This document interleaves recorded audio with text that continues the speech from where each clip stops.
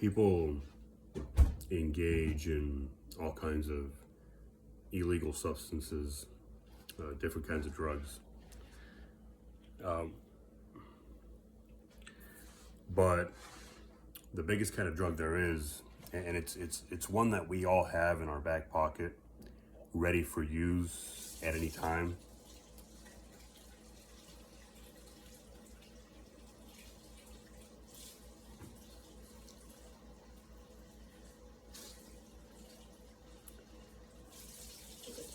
The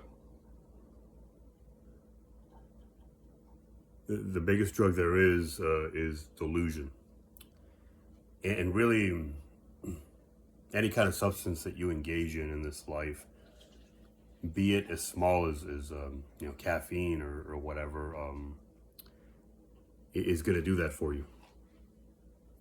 You're going after the same goal. You're trying to push away reality,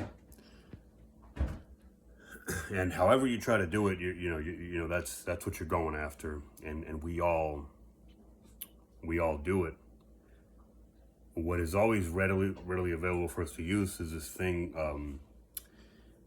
where we get into situations that we're not happy with. Maybe life hasn't gone the way you wanted, or your day hasn't gone the way you wanted, and it's got to do you it's got to do with your choices. It always does. That's non-negotiable. Some of us just struggle to understand that fact. Generally, when you accept accountability and you accept that you've gotten yourself where you've gotten in life, you do better. You avoid bad situations, and you get out of them once you get into them.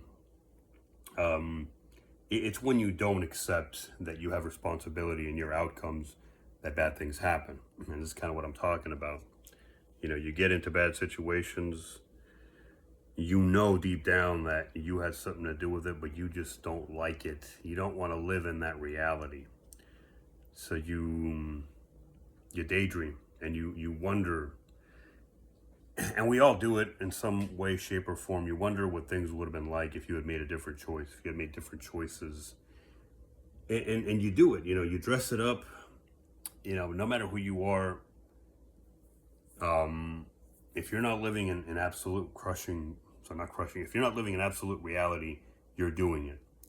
You just don't, you find a way to put a veil over your head, over your face, and delude yourself. But this is something that everybody engages in. And it's a drug. It's an instant gratification. You're kicking the can down the road, so to speak, and you're not embracing reality. You're not embracing facts. And every time you kick a can down the road, every time you push reality away, when it gets to you, it's gonna sting. It's gonna hurt. And the way we are, we don't just kick a can a couple feet down. We don't stop. It's human. It's human nature. It's compulsive. It's part of who we are. We just keep kicking. And when we're finally forced to face the facts, it's really gonna hurt. It isn't just gonna sting. It's gonna be a wallop. And let me tell you, a lot of people, they make an art form out of this, out of living an entire life in delusion, and they just keep doing it somehow. They never own up to things, never own up to reality, never want to accept facts. And the unfortunate thing is that when you're put into situations where you don't have a choice, somebody's going to have to go down. And if it's not you, you're going to bring somebody else down. You may not want to believe this about yourself, but you're going to have to hurt somebody in some way. You're going to have to even if it's just destroying somebody's reputation, ending somebody's employment, whatever it might be, you're going to have to do something that results in consequences, because there have to be heads that roll, when reality kind of just brings itself to bear and doesn't give you a choice. So you have to be aware of this. In conclusion here, you have to understand that when you do this, every time you shirk reality, every time you want to daydream a little bit and think about how things could have been, or because it's real. If you get in your head and you think about how things would have been if you had made this choice or that choice, on some level, you're daydreaming, right? But there's a part of your brain, a part of your mind that believes it to be real. So it's gonna hurt. It's gonna hurt when reality slaps you in the face. And every time you do this, every time you kick a can down the road, every time you want to anesthetize yourself for a moment or indefinitely, right? Or until you black out, right? You want to have that drink that turns into too many. You want to put that needle in your arm. You want to not face the facts about reality.